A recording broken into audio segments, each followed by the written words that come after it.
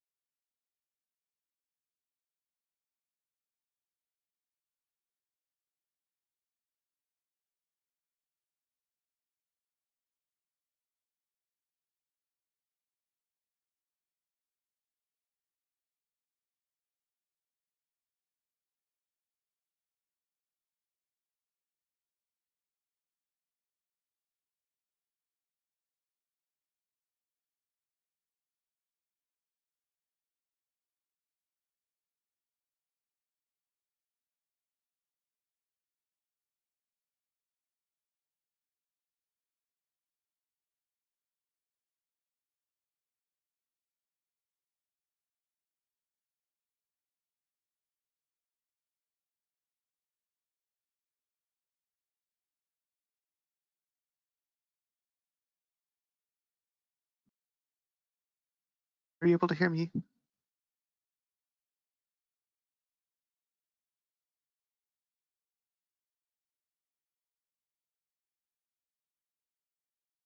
All right, it looks like we're having some technical difficulties. If you'll give us just a few moments.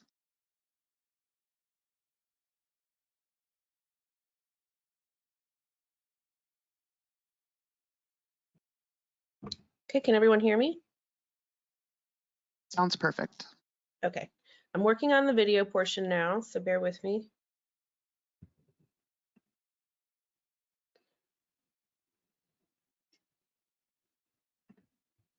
Technical problems always crop up. It's fine.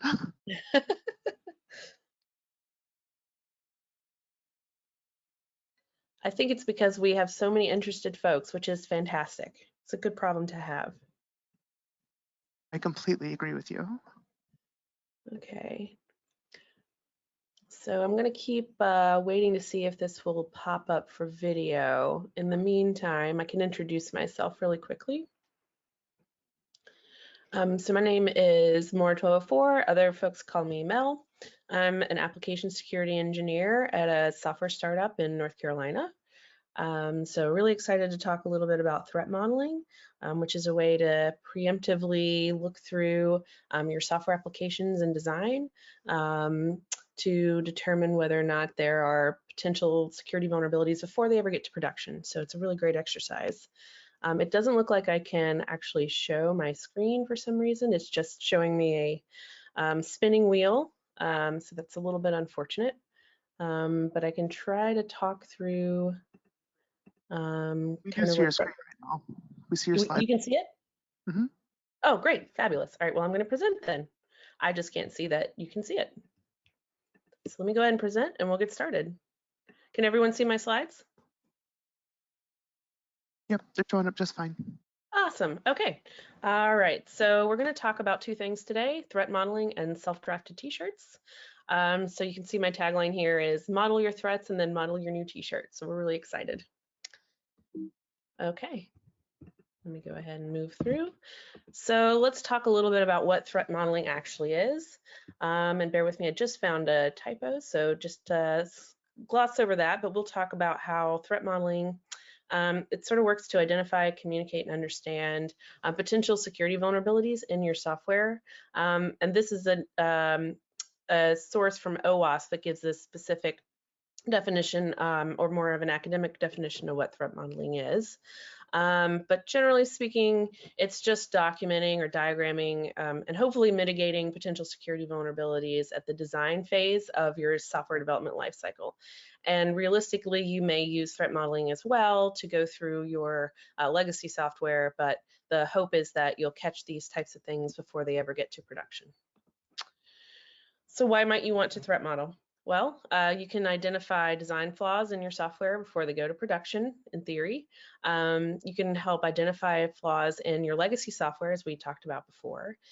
You can potentially train your teams to think about security vulnerabilities as a part of their design process. So this can be operations, it can be your feature teams, it can be your SREs, it can be your software folks on the front and the back end, and it can also be your security team so they can get more skilled at finding potential security vulnerabilities as well. And also it helps to improve the design process as a whole over time. So folks will get accustomed to doing threat modeling as a part of their software design process, and hopefully become better and better at finding potential security vulnerabilities before they become an issue. So here's a little bit of a brief history of threat modeling. Obviously, lots of these things are relatively new in the grand scheme of the history of the world. But in the software world, threat modeling is something that's been utilized since the 1970s, if not using the term threat modeling specifically. So in the 70s, Christopher Alexander used the concept of threat modeling, even though it didn't have that term yet, to find potential threats in common architectural patterns. So there's lots of papers on, there's one specific paper that Christopher Alexander wrote, but also lots of papers as contemporaries of him that are really interesting to read. And in the 1980s, Robert Barnard introduced the concept of attacker profiles. So that was another iteration on the things that Christopher Alexander had done in the past. And then in the 1990s, things really started to take off with the advent of regular use of the open internet. So Edward Amoroso introduced the concept of threat trees, which I'm sure some of you have become accustomed to or familiar with. And then our very famous Bruce Schneier introduced the concept of visualizing attack trees with nodes and leaves. And he has a lot of really great papers and blog about threat modeling, and really interesting if you're interested in getting more information about that. And then Microsoft introduced the Strides threat model, or the Strides threat model that we'll talk about in a few minutes. And Microsoft is kind of known for, I guess, operationalizing this a little bit more than other folks. So we'll talk a little bit about that threat model process in the next couple of slides. So there's more than one type of threat modeling framework. I've listed 4 here. I am most familiar with Stride, so that's the one we're going to talk about. But VAST seems like one that might be really interesting to explore in the next couple of years, in particular because we're looking at threat modeling not just for our software and our infrastructure, but also across the entire SDLC. Are there places where we're maybe in our CI/CD pipeline that we haven't considered could potentially be problematic? And so I'm actually keeping an eye out on the VAST threat model for the future, but currently we're using Stride, so we're going to talk about that. So what is Stride? It's an acronym that stands for spoofing, tampering, repudiation, information disclosure, denial of service, or escalation of privileges. So we're looking at 5 or 6 different areas that we want to focus on threat modeling in particular. And so I'll talk a little bit about what spoofing is. It's basically pretending to be someone you're not.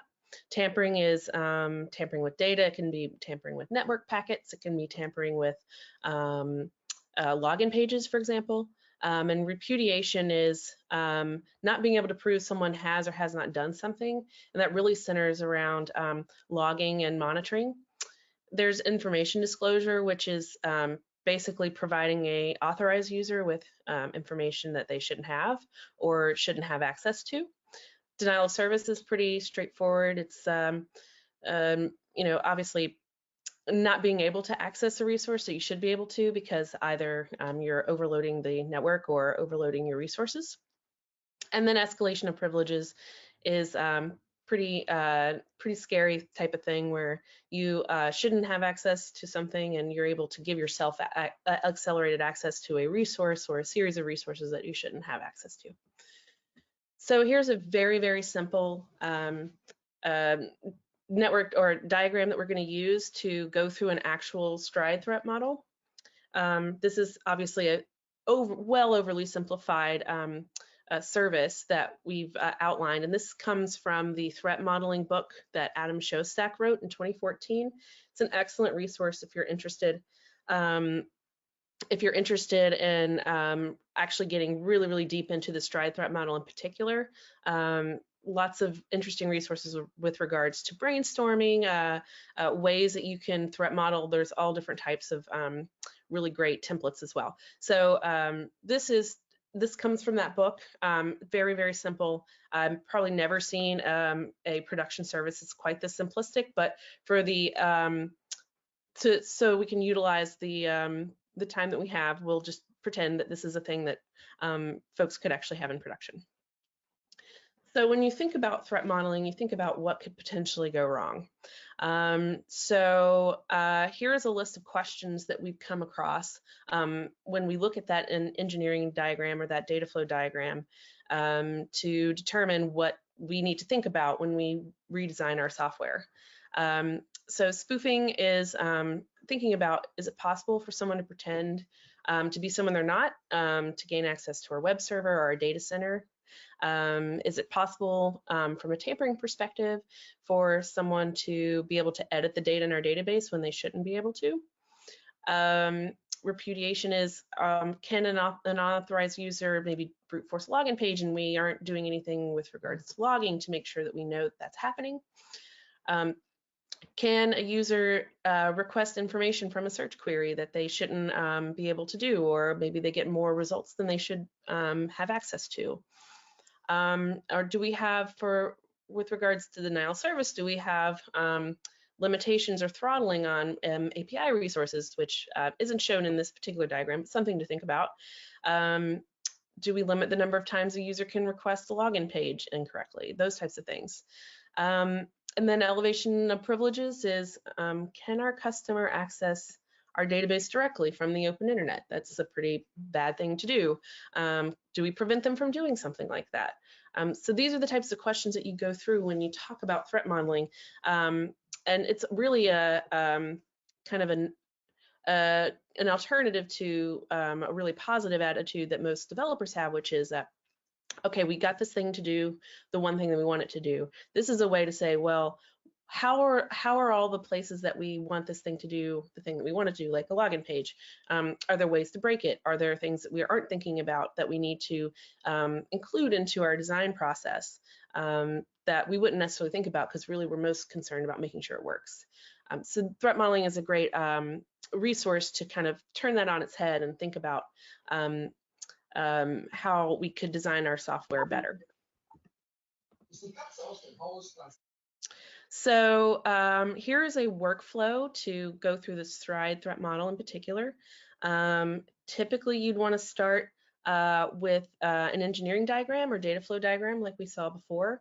Almost all of our production software is going to be way more complex than that, but you can start with components of that instead. So you break it down into pieces so you can think about maybe you only are focused on the API endpoints for a particular service or microservice that you've put in place. So you don't have to do the entire SDLC in one go. That actually I would not advise on that. So, you know, start small with a data flow diagram of something that you want to threat model. And then along that trust boundary, which are, you know, we saw that trust boundary was the dotted line on the little services. So the data center had its own trust boundary, and then the database, it's not open to the internet, had its own dotted diagram. So you think about along that trust boundary, are there places that we need to be concerned about, and we can go through the Stride model and say, are there places where this could potentially be spoofed? Are there places where we're introducing the opportunity to be vulnerable to denial of service, for example? And then write out specifically how the vulnerability could occur and call out those susceptible systems that you've outlined. And then for those outlined vulnerabilities, you're going to run or write security tickets, JIRA tickets, whatever it is that you use to track this type of work, and include it in the design for the feature. And my recommendation is to ensure that your feature teams are actually incorporating that as acceptance criteria for actually shipping that feature. And ensure that those tickets are being addressed by your development teams. Often that they may decide this is not part of the, you know, the GA of that particular feature. And it's important to reiterate how we want to ensure that these things, these security vulnerabilities are addressed before we actually submit this and put it into production for users to utilize. And then another thing that's really important to think about is incorporating regression testing into the now fixed vulnerabilities. And the reason that you want to do that is to make sure in new features that you're not actually going backwards and reintroducing these security vulnerabilities in a future release. And finally, hopefully you'll sleep a little bit better knowing that these specific vulnerabilities didn't make it into production. So here are three free tools that you can use. There are obviously paid tools that you can utilize as well. So there's the Microsoft threat modeling tool that's based on this Stride threat model that we talked about today. It is Windows only, so that's a little bit of a disadvantage for those Linux and Mac users. But there's also a new tool that OWASP just released as a 1.0 called Threat Dragon. It is a tool that you can download Mac or Linux. I assume it probably works in Windows, but I haven't tried it. But it's a really interesting kind of a flow diagram that you can utilize, and you can actually pull that down as a JSON object and include it in your release, so you can reuse it and add new things to it in the future as your software features change. And then you can also just kind of go really low key and do a lucid chart plus web form template and incorporate that as reports. And we've done that in the past where I work. So it seems to be working pretty well. Obviously, automation would be fantastic, but this is a great start. So that's sort of where we're at with regards to threat modeling. I'm going to go ahead and start talking a little bit about self-drafted t-shirts. If everybody's ready to go to the next slide. Okay, so self-drafted t-shirts are actually pretty easy to create if you just have a little bit of patience and kind of work through some of the challenges of learning how to sew. If you don't already know how to sew, this is a great place to start because it's pretty straightforward. You're really only sewing a few lines, so nothing too complicated, and you're starting with a template that you know already works. So one of the things that I always find really challenging is finding really great fitting t-shirts. And for those of us that are kind of female presenting in the InfoSec world, we know that a lot of times we go to conferences and the t-shirts are just not quite the right fit. So I decided to learn how to create my own t-shirts or really modify the t-shirts that I do get from some of these conference talks so that they will actually fit me in a way that I prefer. So I showed you an example of my favorite t-shirt. This is not my actual favorite t-shirt, but my favorite t-shirt is a Rolling Stones t-shirt. So just suspend your disbelief on that. And it's honestly really hard to find the right t-shirt fit, even if you're not talking about InfoSec conference t-shirts. So I always try to modify and tailor my clothes when I can. So I'm going to show you how to do that. So there's a couple of ways that you can draft your new favorite t-shirt. You can start with your favorite t-shirt. So I've shown you one here. It's just the inside out of a t-shirt that I have. I don't know if you can see myself here, but if you can. So this is inside out, and I'll show you kind of when we talk about how to assemble this, how you can sew these seams together. So what you'll do is we're going to either remove the seams here, basically disassembling my favorite t-shirt, or you can trace around the t-shirt with some tissue paper, and it's a lot harder to do because you can see, I don't know if you can see my screen here, but you have this kind of crew neck here, and that's a little bit hard if you haven't done it before to replicate. But we'll talk about how we might go about doing that in just a few minutes. So I'm going to show you how you could do both of these things. They're pretty straightforward, but we'll go through it now. So here's a list of the things that you're going to need to make this happen. You're going to need your favorite t-shirt, which I have here. I would purchase a jersey knit fabric from either the fabric store for those of us who are not shelter in place just yet, or an online store. So you can probably find it from Amazon or Joann's or any number of really great online fabric stores. Or you can do what I mentioned before with my InfoSec t-shirts and do a t-shirt that's too big, and then you just trace along that and actually pull in the seams. You're going to need a pair of sharp scissors so that you can cut your thread and or the seams on your t-shirt. You're going to need some tissue paper for tracing, some straight pins or safety pins, some needle and thread that matches the color of your t-shirts. In this case, I have a gray t-shirt, so I need to get some gray thread that matches as closely as possible. Or I'm really sorry to interrupt, but Yeah. could we possibly try to get the webcam working? Oh, is it not showing? It's still No, spinning. I can't seem to all right. click on it. I'm so sorry. I'm gonna click it one more time because we were thinking that we probably should have been seeing something the way you were talking. Yeah, and it basically is just the spinning wheel. I can't seem to show my webcam. I'm not sure why. Okay. We gave it a shot. Yeah, sorry about that. But I will talk as if you can't see me instead. Okay, so you can't see my gray t-shirt, but I have a gray t-shirt in front of me, in front of my face that you can't see. So apologies for that, but thank you for bringing it up that you can't see. So what you're going to want to do, you have the option also, I did talk about needing needle and thread and a permanent marker so that you can trace around the perimeter of the pieces or the whole t-shirt. We also optionally can do a seam ripper, which is a little bit easier than using a pair of scissors to cut the seams. Or you can also use a sewing machine or serger if you have something of that, and that will make it a little bit easier as well. But we're going to assume that you probably are not going to go out and buy a sewing machine or serger if you don't already have it. You can do this by hand as well, just takes a bit longer. All right, so if you choose option 2, which is to use the pieces of your t-shirt, you're going to, if you have a t-shirt in front of you, this might be easier to visualize, but if you turn your t-shirt inside out, there are a number of seams that you'll see, and it's just held together by thread. So you'll just rip out those seams very carefully with a pair of scissors or a seam ripper. And if you have a commercial t-shirt, it will have serger seams.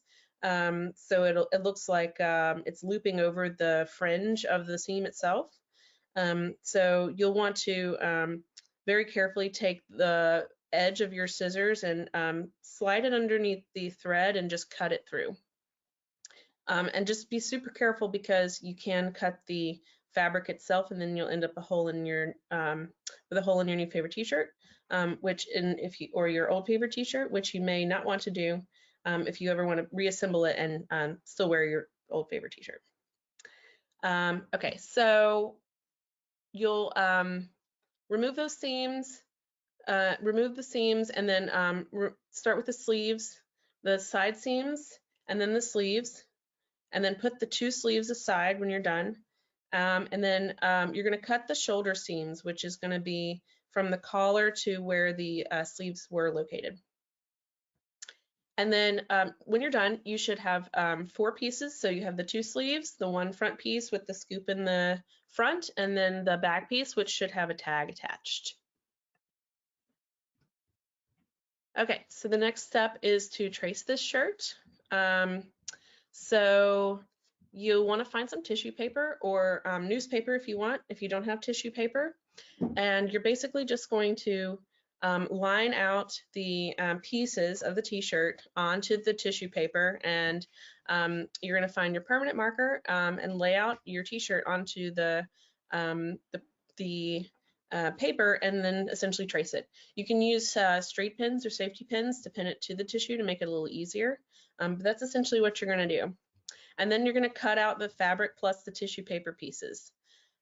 And then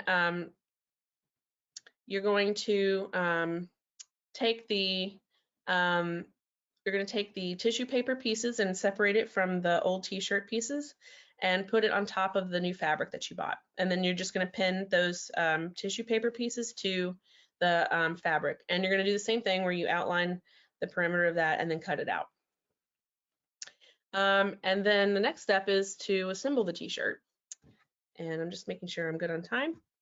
So you're going to take the shoulder seams first and line them up inside out, basically. So the part of the fabric that you want to be on the outside when you actually wear it, you're going to put those 2 sides together and pin the shoulder seams together and then sew right across from one end to the other.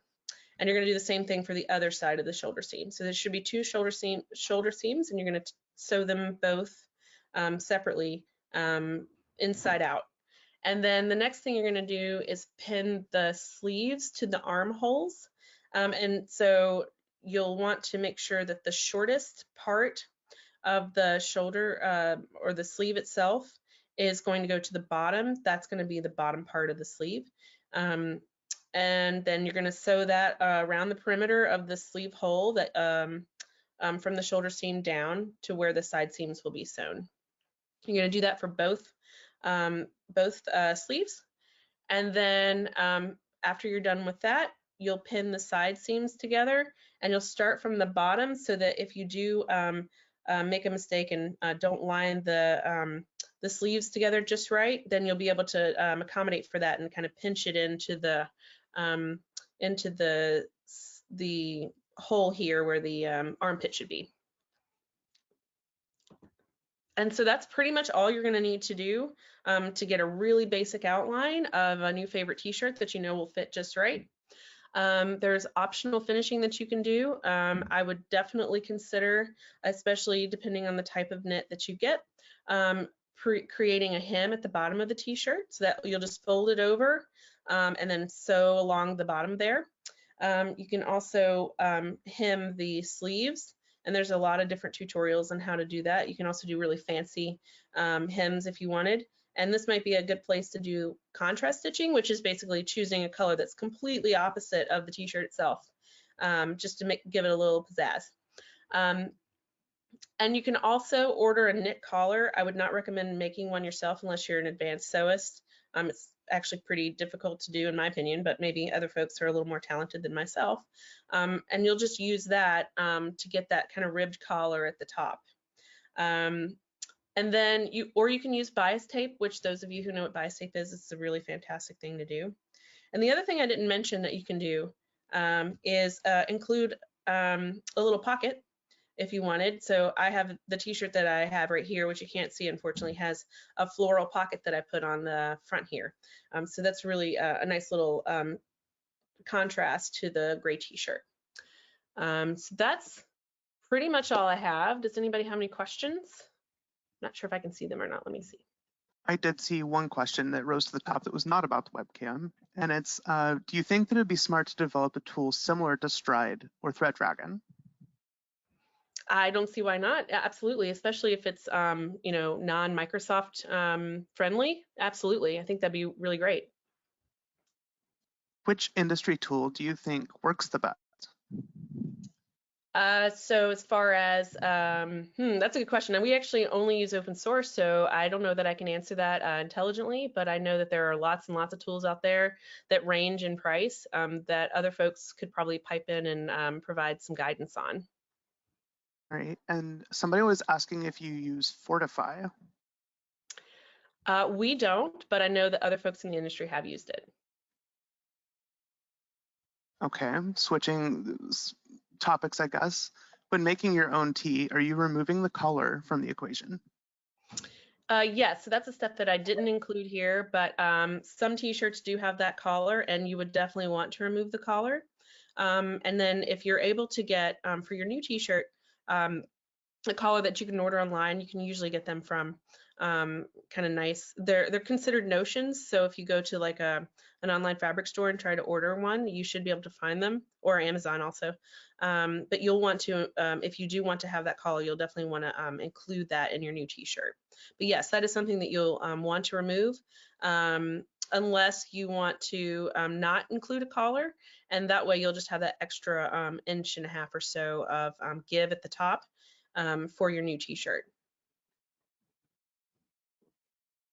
All right, let's see if we have any more. And it doesn't look like we do. So thank you so very much for this talk. That's fascinating. I didn't even think that you would need to take a t-shirt apart to be able to do that, but it makes sense because I feel you on that t-shirt fit thing from conferences. Oh yeah, awesome.